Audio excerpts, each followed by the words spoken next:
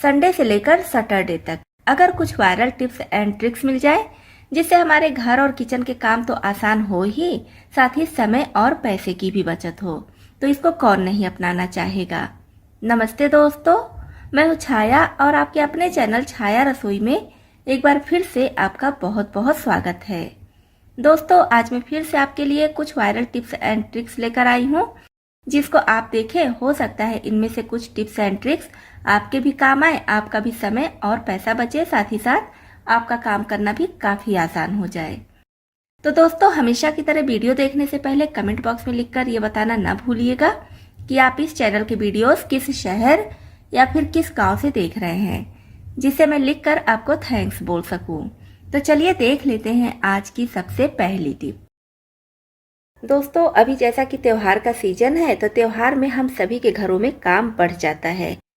तो ऐसे में अगर कुछ टिप्स एंड ट्रिक्स के थ्रू हमारा काम आसान हो जाए तो इसको कौन नहीं अपनाना चाहेगा। जैसे कि पापड़ और चिप्स हम सभी के घरों में खूब बन रहे हैं, तो खासकर आलू के पापड़ बनाने के लिए हमें आलू को बॉयल करके और छिलना पड़ता है। उसके बाद आलू को ग्रेट करना पड़ता है या फिर मैश करना पड़ता है। कुछ लोग इसको पीसते हैं। आज मैं जो टिप आपके साथ शेयर कर रही हूँ, इसमें ना तो आपको आलू को छिलने की ज़रूरत है, ना ही मैश करने की, ना ग्रेट करने की, ना पीसने की। आपका आलू मैश भी हो जाएगा और इसका छिलका भी छिल जाएगा। दोस्तों, यकीन मानिए इतनी यूजफुल टिप है कि अगर आप एक बार इस तरह से आलू को मैश कर लेंगे, छिल लेंगे, तो जब भी आपको इस तरह से मैश किए हुए आलू की ज़रूरत पड़ेगी तो इसी टिप को अपनाएंगे। तो इसके लिए हमें चाहिए इस तरह की जाली। ये जाली हम सभी के घरों में होती है।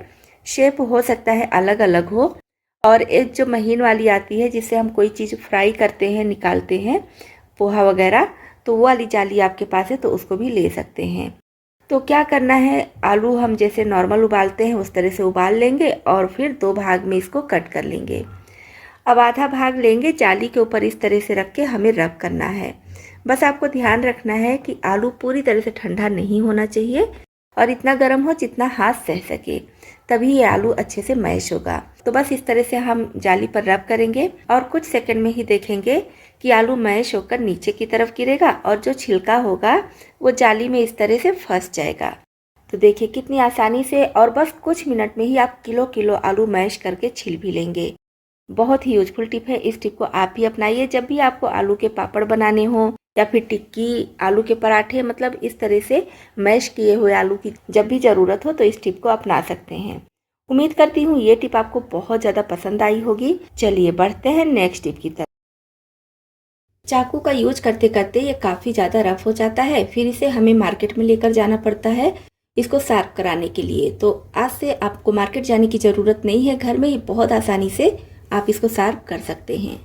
इसके लिए हम लेंगे कोई कप और कप को इस तरह से उल्टा रख देंगे और यहाँ पर थोड़ा सा टूथपेस्ट डाल देंगे। कोई भी टूथपेस्ट आप ले लीजिए और 2 से 4 बूंद नींबू का रस निचोड़ देंगे।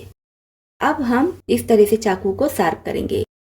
चाकू का जिधर शार्प वाला भाग होता है इस तरह से दोनों साइड से बढ़िया से हमें इसको तेज कर देना है और बस कुछ सेकंड में ही आप देखेंगे बहुत ज़्यादा ये शार्प हो जाता है, जैसा कि आप देख पा रहे होंगे।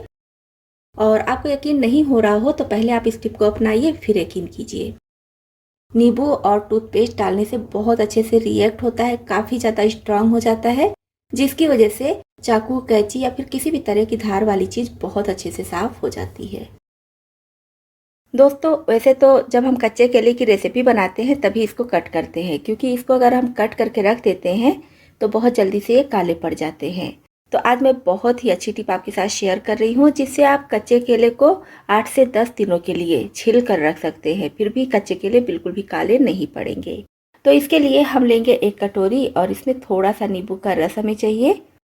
तो केले के हिसाब से नींबू का रस ले लीजिए और इस तरह से इसको निचोड़ने के बाद जितना केला आप छिले हैं सबके ऊपर इस तरह से रब कर दीजिए। पूरे केले पर नींबू का रस अच्छी तरह से लगना चाहिए, इसीलिए मैं थोड़ा सा रस निचोड़ ली हूँ। आप चाहे तो नींबू को ही हल्का प्रेस करते हुए डायरेक्ट ही रब कर सकते हैं, लेकिन जब इस तरह से थोड़ा सा रस हम निकाल लेंगे और फिर इसमें रब करेंगे तो आसानी से रब हो जाता है।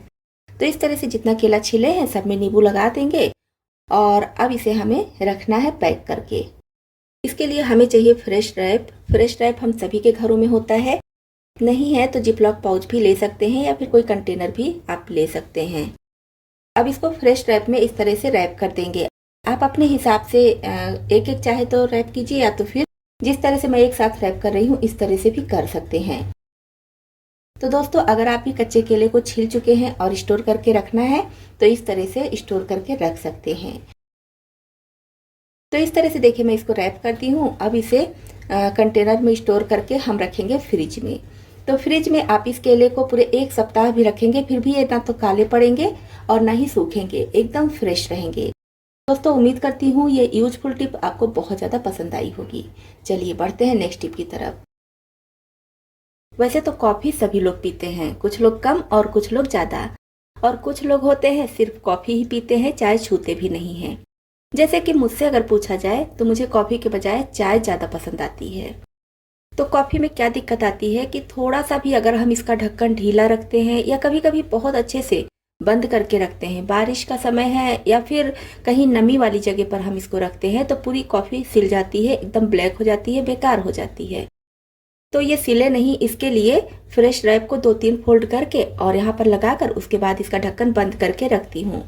तो आप अगर ज़्यादा कॉफ़ी लेकर आते हैं, मतलब बड़ा डिब्बा लेकर आते हैं या फिर छोटा पाउच लेकर आते हैं, तो जब भी आप रखिए तो इस तरह से कांच के जार में खाली कर लीजिए। और कांच के जार में ला ही रहे हैं तब तो खाली करने की ज़रूरत नहीं है, आप उसमें भी फ्रेश रैप लगाकर ही रखिएगा। तो ये थोड़ा सा बाहर निकला है, देखने में अच्छा नहीं लगेगा, मैं इसको भी बराबर कर दे रही हूँ कैंची से। जब भी आपको कॉफ़ी बनानी हो तो इसमें से ज़रूरत के हिसाब से निकाल लीजिए और बाकी का फिर से इसी तरह से पैक करके रख दीजिए। फिर आप देखेंगे आपकी कॉफ़ी पूरे 6 से 8 महीने तक बिल्कुल भी सिलेगी नहीं और ना ही टेस्ट खराब होगा। मशरूम मार्केट में कई तरीके का आता है। एक तो आता है कि साफ़ सुथरा होता है, बस आप उसको अच्छी तरह से धुल लीजिए और बना लीजिए।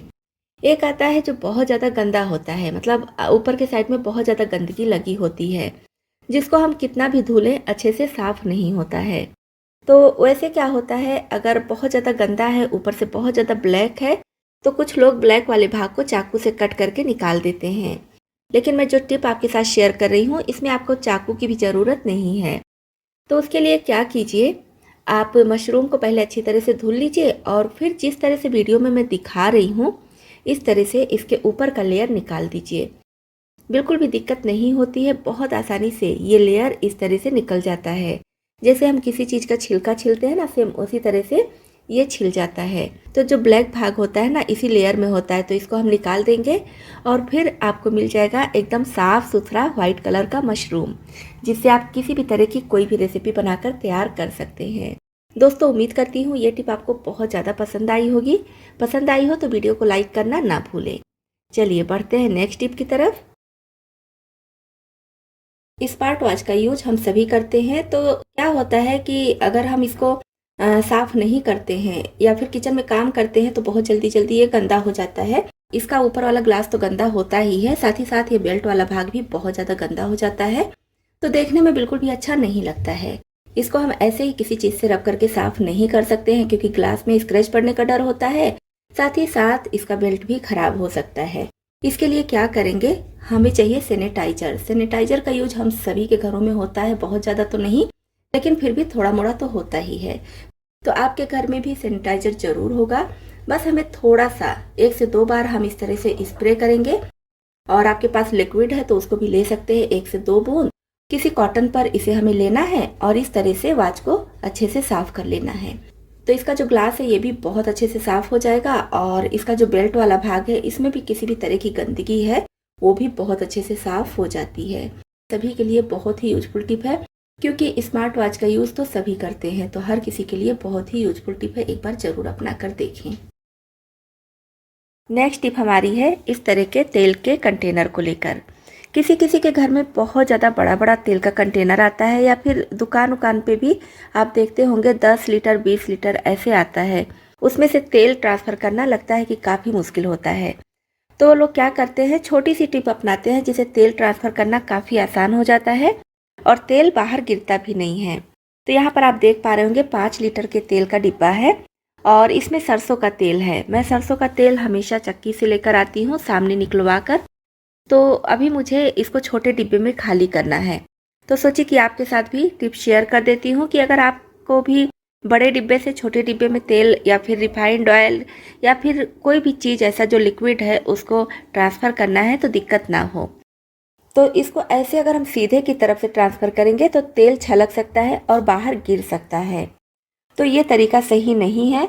इसको ट्रांसफ़र करने के लिए क्या कीजिए, डिब्बे को इस तरह से पलट दीजिए, मतलब इस तरह से जैसा कि आप वीडियो में देख पा रहे हैं, इस तरह से डिब्बे को पकड़ना है और फिर तेल ट्रांसफ़र करना है। तो डिब्बा किसी भी शेप का हो, बस आपको ध्यान रखना है कि इसका जो माउथ एरिया है वो सीधा करके नहीं निकालना है, इस तरह से टेढ़ा करके निकालना है, फिर ये तेल बिल्कुल भी नहीं गिरेगा। तो इस तरह से कितना भी बड़ा डिब्बा हो, 10 लीटर 20 लीटर का भी हो, तो भी आप तेल बहुत आसानी से निकाल सकते हैं। और दुकान वाले भी जो बड़े बड़े कंटेनर लाते हैं तेल के ना, इसी तरह से वो तेल को दूसरे डिब्बे में ट्रांसफ़र करते हैं। उम्मीद करती हूँ ये टिप आपके लिए यूजफुल होगी और आपको बहुत ज़्यादा पसंद भी आई होगी। नेक्स्ट टिप के लिए हमें चाहिए थोड़ा सा नींबू का रस। तो एक कटोरी में थोड़ा सा नींबू का रस मैं निकाल ले रही हूँ। इसमें से पहले से भी नींबू का रस निकाल चुकी हूँ, थोड़ा सा बचा था, बस उतने की ही ज़रूरत है।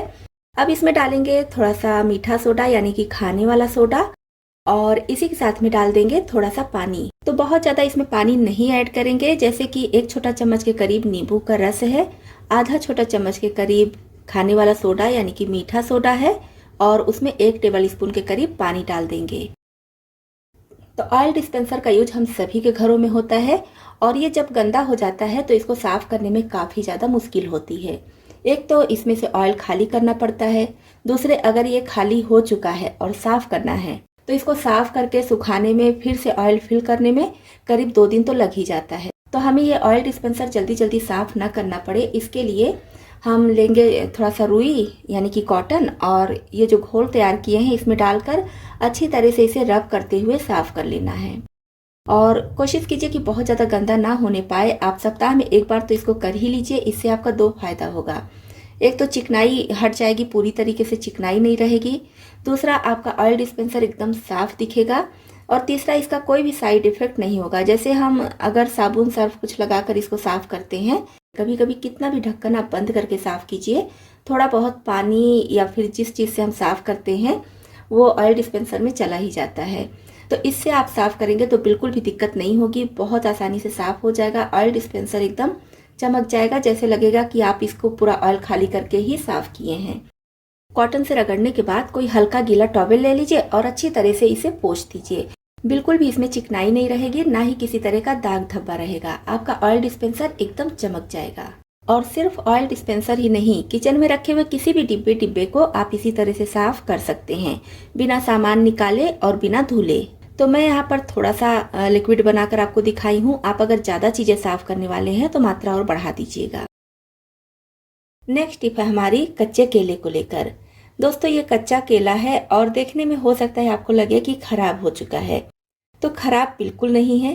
कभी कभी ज़्यादा दिनों के लिए हम इसको फ्रिज में रख देते हैं तो ये इस तरह से काला पड़ जाता है, लेकिन अंदर में सही है, सिर्फ ऊपर का छिलका ही काला है। मैं छिलकर दिखा रही हूँ, तो ये देखिए अंदर बिल्कुल सही है, कहीं से कुछ भी खराब नहीं हुआ है। तो हमारी टिप जो है वो है केले को छीलने के लिए। केला हम एक तो इस तरह से छीलते हैं, जैसे मैं अभी चाकू से छिलकर दिखाई हूँ उस तरह से। उसमें क्या होता है, कभी कभी पल्प बहुत ज़्यादा निकल जाता है, और इस तरह से छीलने से दूसरी प्रॉब्लम ये आती है कि केला बहुत जल्दी काला पड़ने लगता है। तो इसको छीलने के लिए दूसरा तरीका आपके साथ शेयर कर रही हूँ। तो इसके लिए हम केले के दोनों साइड्स को इस तरह से कट कर लेंगे और फिर इस तरह से इसमें कट लगाएंगे। ध्यान रखना है कि केले का जो पल्प है इसमें कट नहीं लगना चाहिए, सिर्फ ऊपर छिलके में ही इस तरह से इसमें हम कट लगाएंगे। कोई कोई केले का छिलका काफ़ी मोटा होता है और कोई कोई पतला होता है, तो उसके हिसाब से आप इसमें इस तरह से 5, 6, 7 जैसा केला है इस तरह से कट लगा दीजिए। अब इसको छिलना बहुत आसान हो जाएगा। इस तरह से देखिए, न चाकू और न छुरी, बहुत आसानी से ये छिल जाएगा। बस जो हम कट लगाए हैं एक एक को इस तरह से हटाते रहिए और केला छिल जाएगा। इसमें सिर्फ इसका छिलका ही निकलता है, बिल्कुल भी पल्प नहीं निकलेगा और केला जल्दी काला भी नहीं पड़ेगा। तो दोस्तों अभी वीडियो में बने रहिएगा। इस छिले हुए केले को हम 8 से 10 दिनों के लिए स्टोर कैसे करें, ये तरीका भी आपके साथ में शेयर करने वाली हूँ। यहाँ पर हम लेंगे पानी का बॉटल और इसके बैक साइड को इस तरह से कट कर लेंगे। बहुत ज़्यादा चौड़ा नहीं कट करेंगे, 1.5 से 2 इंच के करीब ही रखना है। और उसके बाद कोई चीज़ आप गरम कर लीजिए, जैसे कि मैं चाकू गरम की हूँ, आप चाहे तो कील या फिर कोई तार वगैरह है तो उसको भी गरम करके इस तरह से आप अपने हिसाब से कम ज़्यादा छेद कर लीजिए। बहुत ज़्यादा बड़े बड़े नहीं करने हैं, छोटे छोटे ही छेद यहाँ पर चाहिए। इसका यूज हम कहाँ पर करेंगे ये भी देख लेते हैं। तो इसका यूज हमें करना है सिंक में। सिंक में अगर आपके महीन वाली जाली नहीं है, इस तरह से बड़े साइज की जाली है, तो इसमें से काफ़ी ज़्यादा जूठा पाइप में जाके फंस जाता है। तो इसको हम यहाँ पर रख देंगे और फिर उसके बाद कितना भी जूठा गिरे, चाय की पत्ती या फिर जूठा भी है, तो बाहर नहीं जाएगा, क्योंकि हम इसमें महीन महीन छेद किए हैं। जितना भी खाना वगैरह सिंक में गिरेगा वो इसमें आ जाएगा। तो फिर हम इसको सिंक से निकाल कर जूठा बाहर फेंक सकते हैं और फिर से इसको सिंक में इसी तरह से लगा देंगे। तो बहुत ही काम की टिप है, एक बार आप भी इसको अपना कर देखिए, आपका सिंक बिल्कुल भी जाम नहीं होगा। और इसके साथ में आप चाहे तो ये वाली जाली भी लगा सकते हैं। इस जाली से होते हुए अगर कोई भी छोटी छोटी गंदगी जाएगी तो बॉटल वाली जाली में जाकर फंस जाएगी, फिर आप उसको निकाल कर फेंक दीजिए और जाली इसी तरह से लगा दीजिए। तो दोस्तों, इसमें से आपको कौन सी टिप ज़्यादा पसंद आई और कौन सी पहले से पता थी, कमेंट बॉक्स में लिखकर जरूर बताइएगा। इसी तरह से यूजफुल टिप्स एंड ट्रिक्स देखने के लिए, साथ ही साथ हमारी यूट्यूब फैमिली में शामिल होने के लिए इस चैनल को अभी तक सब्सक्राइब नहीं किए हैं तो सब्सक्राइब भी कर लीजिएगा।